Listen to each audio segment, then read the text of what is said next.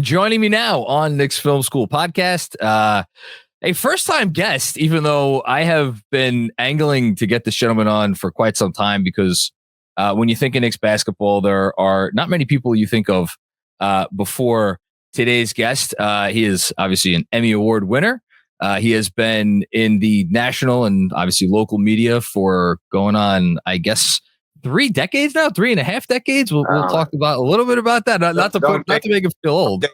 I'll just tell you, it goes very fast. And I think my daughter's going to be 26 in April. That's all you need to know. There you go. And I mean, you already know who he is, but one of the signature voices of New York sports, and I know for Knicks fans everywhere, just a welcome sight every time he's on the TV and every time we hear his voice. Bill Pidto, how you doing, man? John, thank you for the kind words. Very nice of you to have me on, and it's great to talk with you. It's great to talk with you too. I'll be honest. The one I was doing my homework. I mean, everybody knows who you are and where you've been and what you do. I was trying to find out, and I couldn't find it. What is the year that you actually went to MSG Networks? 09-10. So this is my 16th season. My goodness gracious! I can't believe I'm saying that. You I go back days of Quincy Acee and Lou Amundsen and Alonzo Trier starting the season at point guard, and Anthony Morrow back in like 2011 on the West Coast hitting for 45. I mean, it is such a treat that they are now a winning team. Let's just put it that way, you know? Well, so when you started, it was like that was when the hope was the hope was pretty high then, because it was it was probably right before they actually got to the summer of 2010 and made their push. Ended up with Amari and eventually Melo, and then you had this long time period where I know for just speaking for Knicks fans, it wasn't that it was just losing; it was the hopelessness, and it was oftentimes, if I'm being honest, the embarrassment. When you were doing all your work for MSG over that time, like, New Yorkers are smart and they don't want to have the wool pulled over their eyes, but at the same time, like, you have to keep up a good face. How did you handle that for all those years? Well, because there are always positive storylines, despite the losing. And that's what we try to emphasize. We're going to try and point out some of the things that are optimistic. Maybe we would spotlight a young player who's showing some talent. Maybe we would go over a certain aspect of the game that was something that we could be positive about. The Woodson era obviously went well after D'Antoni, and then things went a little bit of a rough patch. But when you go over the arc of my 16 years, this is my 16th season, there have been so many remarkable storylines. You think about the Melo years, Jeremy Lin was an amazing period of time, and now with Tibbs. Look, the Knicks have to be considered a contender to potentially win the Eastern Conference. So, in a 16-year period, you're not going to have all winners and all losers. So it's been a little bit of both. And if you go over this is now the 4th year for Coach Thibodeau. Fifth year. Flown by. Right. He made the playoffs every year but one. I mean, it's been a really exciting time for all of us. I wasn't necessarily going to ask about him directly, but since you brought him up, I am an unabashed supporter and frankly fanboy of Tom Thibodeau. I love his approach. I love the way he goes about his business. You've obviously over your time here seen Hall of Fame level coaches, and even some obviously before you got here, come in here with the best resumes in the sport or among the best resumes in the sport, and they come here and it has just not gone well. What is it about Tibbs maybe that you see behind the scenes that we don't see on a day-to-day basis that has kind of helped him separate from those who have come before him? I think as we all watch, he coaches every single possession. I don't think a lot of coaches do that. He prepares for every single possession, every single game. He never sits down at all. From the minute the ball is tapped for the opening tip, he is on his feet. He is the body language. I mean, he just lives it. He breathes it. His team is prepared. His team plays hard. There's no such thing. All this stuff about the minutes or whatever, there's no such thing as load management on this team. And I think that is something to really be proud about as a fan and being around the franchise. They go to work every single day. and they are prepared to win every single day. And I don't know what more you could say about a coach. I mean, I don't know what more you could say about a coach if you're a fan of any team, but when you've been a fan of a team that, again, as you pointed out, has had the struggles that we've had, to have somebody who's so with that emphasis on winning, I don't know about winning, John. I would say preparation. And I think to emphasize that leads to winning. And to emphasize the preparation as much as he does, I have to think that you need full organizational buy-in, which is going to lead to my next question. You've seen multiple regimes come through here.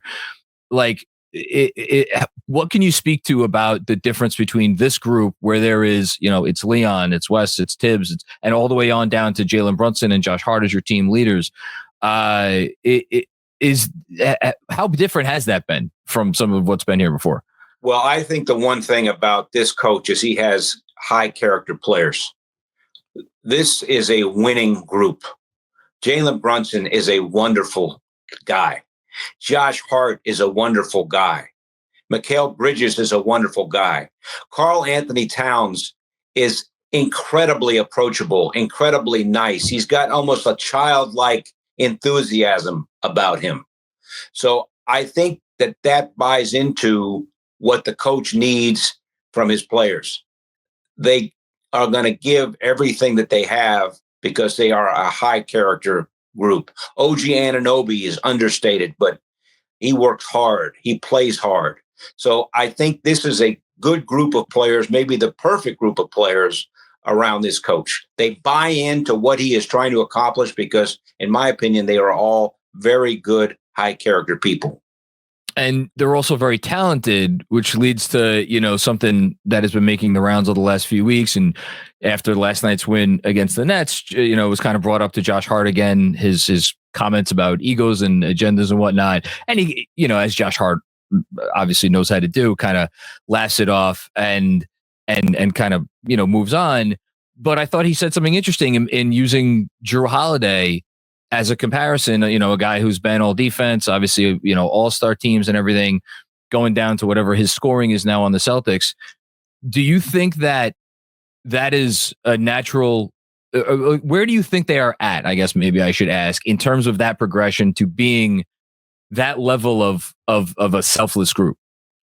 Well, when you look at how they play, they may not, lately they're not hitting their shots.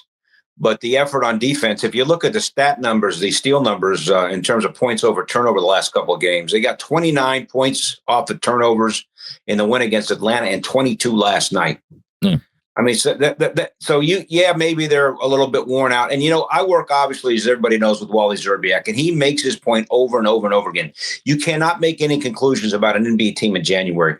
Every team's exhausted. These are considered the dog days of the season. You're at game, between games 45 or 40, or what we're at 45 now until the All-Star break. These guys just can't wait for the All-Star break. And then you can maybe make an assessment down the stretch. Right now, these guys are just trying to survive. And last night, the post-game comments were the Knicks were very happy about being able to win ugly, because that says something about a group, that you can win when you're not playing your best. So I think, obviously, my opinion is they need a little help off the bench. They need a big off the bench, in my opinion. We'll see what happens at the trade deadline, but I don't think you can make an assessment of this team until after the All-Star break. And remember, Coach under Tibbs, this team gets better down the stretch. So you got to be optimistic and happy that they're 29-16. At 45 games, they've played as many games as anybody in the league except for Orlando, which has also played 45. Yep. These guys get a little bit of a break. I don't know how you could be any more enthusiastic about a group than, they've had a couple of bad losses, but again, this is the dog days of the season. And I just know that because Wally talks about that all the time. These guys make $1 zillion, but it's grueling. It's grueling. And the schedule in January here has been not a lot of travel, but every other night there's a game. Now a 3-day break before Sacramento. Let's see what they got Kings on Saturday night. I'm very excited to see them on Saturday. This will be the first time, I believe, that they have had multiple days off in between. Or actually, I shouldn't say that. The going into Atlanta was the first time that they had multiple days off in something like a month, and now obviously they have 3 days off now. You hear Tibbs talk about it. You hear some of the players like Brunson and Hart talk about it. Just like at the end of the day, finding a way to win. I don't know if this is a silly question, but like, how important is it to just figure out a way to come out with a win as far as like the team psyche, if you want to go like team's development or their chemistry or stuff like that? How big of a deal do you think it is for them to get a W on a night like last night? I think at least from what they said, it's really important. It's important and I think a loss at the lowly Nets would not have been the best situation. The win against the Hawks was nice, especially given the Trae Young storylines. I wish I had thought about this line when we were doing the postgame show, but you could say it was no dice for Trae the other day. I'm a couple days late with that, but better late than ever though. It was good. It was a good line. Hey, again, 29-60. I was thinking about this. What are they playing for? They're going to be top 6. Obviously, won home court in the first round. But other than that, I mean, they seem like a lock for top 4, right? I used the term the other day, and I don't know that I fully believe this, but I think there's some truth to it. I'm looking at this as an 82 game preparation for their first playoff run as a group. And this season, for me as a fan at least, is all about gathering evidence. So what does this scheme look like? What does this player look like in this type of defensive coverage? And that's why, to me, the last couple days, last few games have been so interesting as we're continuing to learn. Okay, this is what it looks like when they're a little bit more aggressive. You mentioned the turnovers.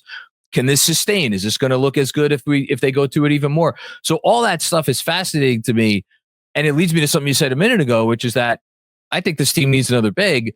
So I'll ask the obvious question. Mitchell Robinson, we've heard a lot of stuff. He's at whatever weight he's at. I think he's at 265.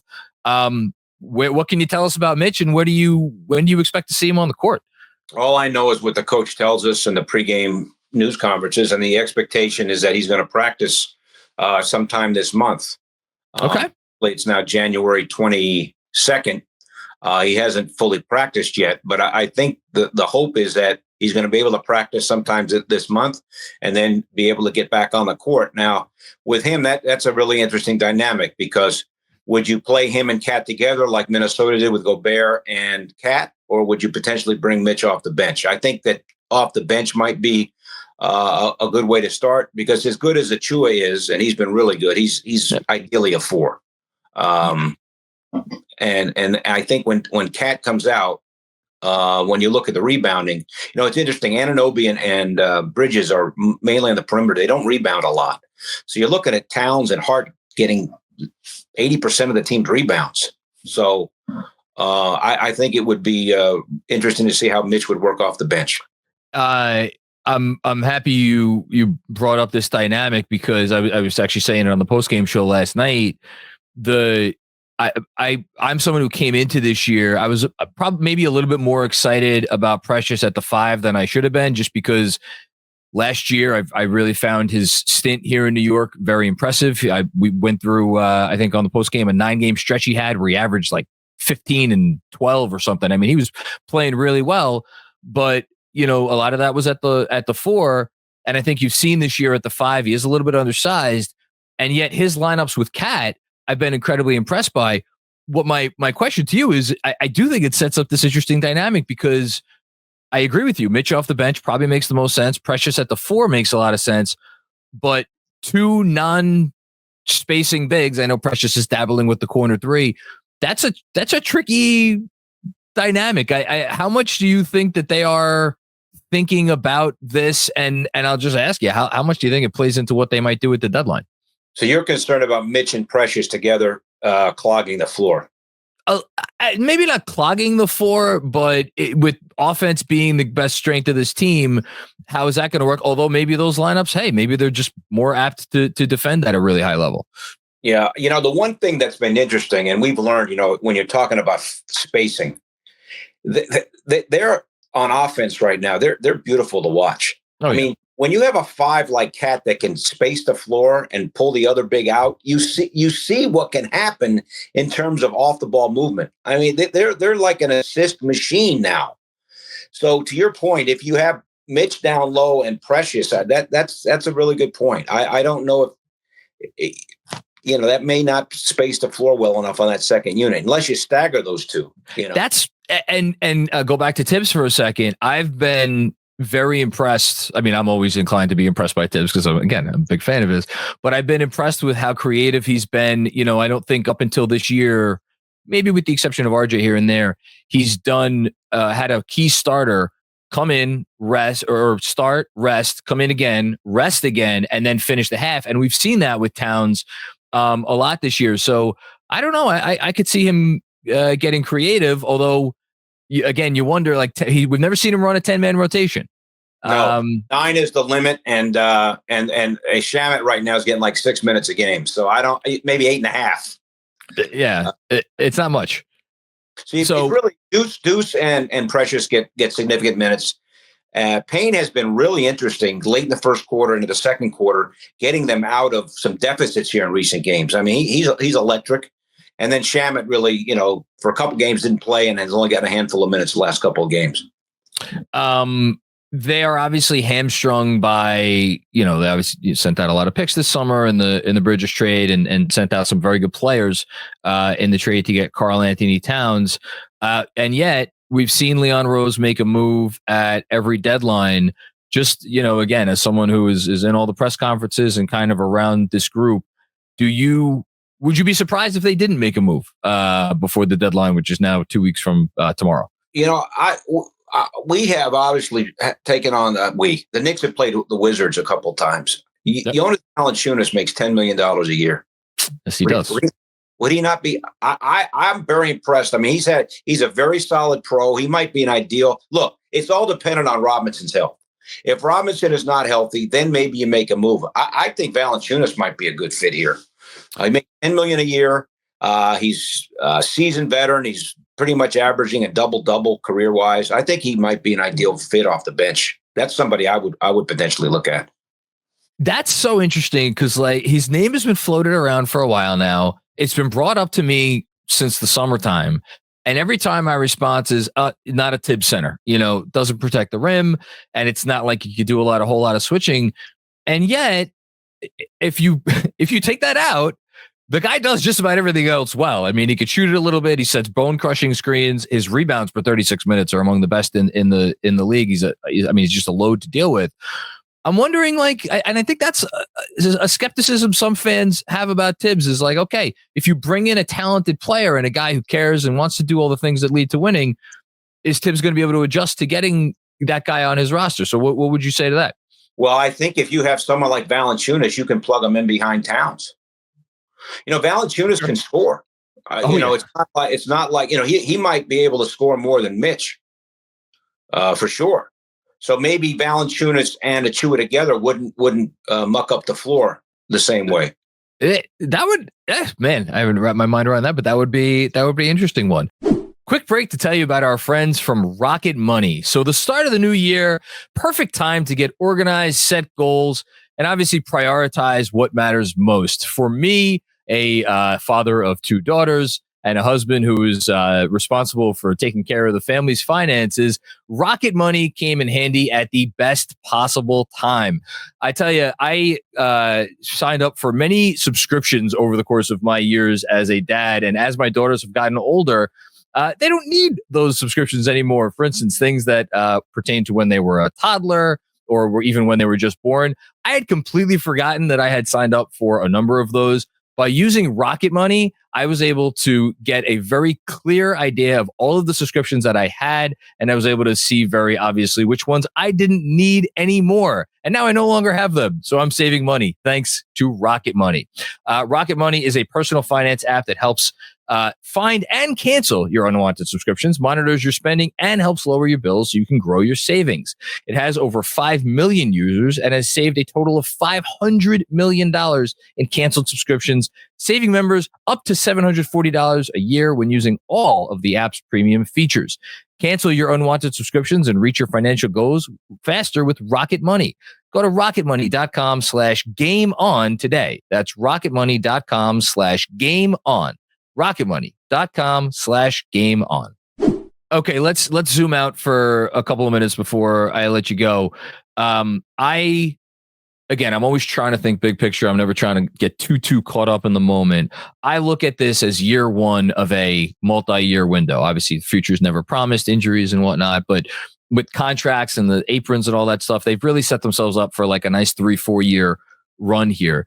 Do you get any kind of a sense within the organization that not that this year is like obviously the goal is to win a championship, but how do you think that they are looking at this thing big picture wise?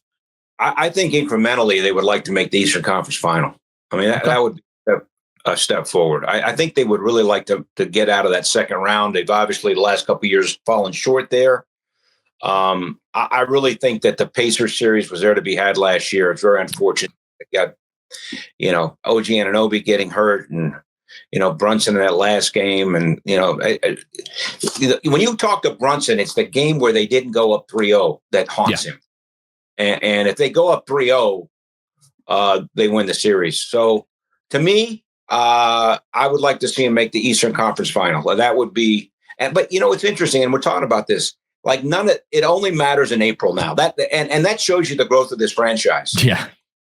We're not, we sit there because we're so close to it, and we rub our hands together and get worried about things here mid-season or whatever. But the reality is the whole deal is going to come down to what happens in the playoffs. And it's been a long time since, as Knicks fans or those of us who follow the team can say that it's all going to come down. We were just praying to make the playoffs or be in contention for the playoffs.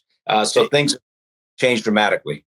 Yeah, and a guy that you've talked about a little bit, but I want to just hit on one more time is Jalen Brunson. And it's weird when we talk about this era of Knicks basketball, because obviously Leon came and he hired Tibbs, and then Randall had this incredible season.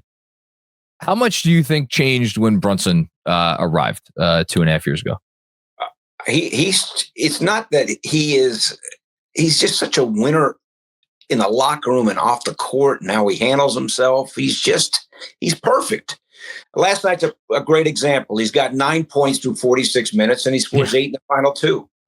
He seems like, I know I'm going to sound like the coach. He does whatever necessary to win. He's reading the game last night. Towns is doing well. He doesn't have the need to score. When Towns is out, Brunson will put up 40 points. Last night, they needed him down the stretch. I was really encouraged by some of the two-man game with Brunson and Cat down the stretch. Let Brunson buckets. He scores 8 points in the final 2 minutes and change. He's just a winner. It's cliche, but you can't say that about everybody. Not only is he a winner on the court, but he's an absolute incredible guy. He's such a high character guy. And, for someone that has paid his dues and kind of had to prove himself over and over again, I just so excited for all of his success. He's the captain, and he deserves to be the captain. It's made me kind of feel like a kid again as a fan, because I know I'm sure for you, and like you, as I've started to do this more over the years, not that there's an emotional detachment, but it's like, you're trying to keep an even keel and like be a steady hand. And when he goes out there,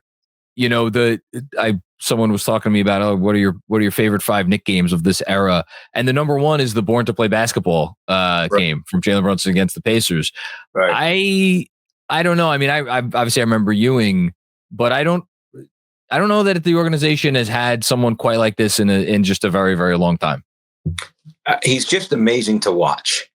You watch his footwork. He's got the footwork of a 7-footer post player. Yeah. And he just needs a sliver of space. He's not that big, as we all know. No, it's not. And he does most of his damage in the paint. He's amazing. His footwork. They joke that he was a great dancer. He took dance lessons. His mom got him. Whatever it is, he's just amazing to watch. Speaking of amazing to watch, I'm going to get you out of here soon. But you have been, You've been just a fixture for so long, and obviously you have the Emmy Award for the MSG 150. I have to ask, and probably Andrew is as curious to hear this as anyone, but the amount of production that goes into that little segment, and again, it's 150 seconds. That's all it is. Every time I watch it, I'm like, man, how do they pull this off in the time that they have, and obviously encompassing everything that is going on, like literally just minutes before you do it? Like, how do you have that down to a science at this point? And how did you do it? I have a remarkable producer. Pretty much Jeff Ostella does most of the 150s. I don't have to worry about the time. His genius is first of all, he finds all the clips. He's on the internet all day. I don't know if you guys watch the Rangers, but some of the Rangers stuff is really creative too. He times it. My challenge is to try, and I'm doing a blind read most of the time. So what is that for those who may not know? I'm getting it. I'm actually, because we're in the arena, I'm getting a text of what the plays are like 5 minutes before I do it. Okay. I'm actually getting a text. Boston at Charlotte. Jaylen Brown, 15-footer, Celtics go up by whatever. Okay. And I then try to, look at my phone, try to get some stats, try to update the scores. But in terms of the production value, that's all the guys behind the scenes. Jeff Ostella, Fran O'Connell, Bobby Lawani's done some of these, Andrew Braun. Those guys have the challenge of putting the stuff together. And coming up with some of the creative stuff. These guys are on the internet all the time. And Jeff Ostella is the main producer of the 150. I'm telling you, he devotes his every waking hour to finding some funky clip that might make people laugh. So, yeah. My ESPN experience really helped me with these blind highlights. For those that, I don't know where you guys are in terms of your SportsCenter fandom, but I went back and rewatched you doing the Barry Sanders retirement clip earlier today. I have aged a bit, right, John?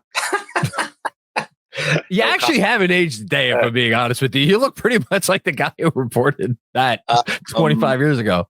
But people, I don't know if they understand that back in that era, and when you sit down and do a SportsCenter, you haven't watched the game. You're getting a blind shot. And you got to sound like you know what the heck you're talking about, when in reality, when all the important stuff's happened, you've probably been on the set. Could you imagine any better training than what you got when you had to do that? No, but it's really helped me with these blind 150 reads, so to speak. You know what I mean? Yeah. Last thing, again, you've been very generous with your time. I appreciate it. Keep going if you want. How long are you guys on for? How long do you do this? Oh my God. Listen, after some of the playoff games over the last few years, I had post games that lasted 5 hours. So be careful what you wish for. Okay. No, we don't do the interviews for that long, but I was going to go here, which is that you are, you're part of this amazing team. I don't mean the Knicks. I mean a team. I mean, you've brought up Wally, a lot of friends of the pod that you were Mike Breen, Clyde Frazier, Monica McNutt is kind enough to come on all the time, Alan Hahn, and it from the outside looking in, maybe naive of me, but you guys strike me as like a family, and it is really cool to watch. I mean, who's doing maybe play-by-play this night? Who you're up on the bridge? You're down, doing the game. All these different things, sideline, all this stuff. What's that like? For someone who's in just like a regular job, what's it like to be in that kind of work environment and have that experience kind of on a day-to-day basis almost? Well, so I'm a native New Yorker. I moved west when I was 7. So when I was a little boy, my first exposure to sports was watching Clyde Frazier and these championship Knicks teams. And for those that don't know, they were so popular that even someone like my mom, who was not into basketball, loved the Knicks and loved Clyde Frazier. And she always used to say, I love him because he doesn't even seem like he breaks a sweat. So, and now fast forward and be working for this group at MSG that does the Knicks and open up the games and throw to Mike Breen and Clyde Frazier. I cannot put into words, like, it would mean a lot to anybody, but it means even more to me because of my family's background. My grandfather was a native New Yorker who couldn't drive, refused to drive, watched the Yankees every single day. When we moved to the West Coast, it was so quiet, my mom couldn't sleep. I mean, so that's my DNA. And to have this job, when the Knicks were like all we cared about the most when we were younger. It's just like my mom unfortunately died in 1989. If she were around and saw that I was working with Clyde Frazier, I don't think she would believe it. So that's the one thing. The second thing is Wally is phenomenal. Wally can pick things up. These ex-players, John, unlike you and I, they just pick things up. They see it. They see the matchup. They come up with things. Allen's created a great role for himself with the information, and he works his tail off. He has a great radio show. He adds a lot of numbers that we make fun of, but a lot of times add to what we're trying to do. They're good though. Monica's a breath of fresh air. I mean, Monica is a superstar in terms of her persona and her likability. She's added a ton. She's so much fun to have fun with.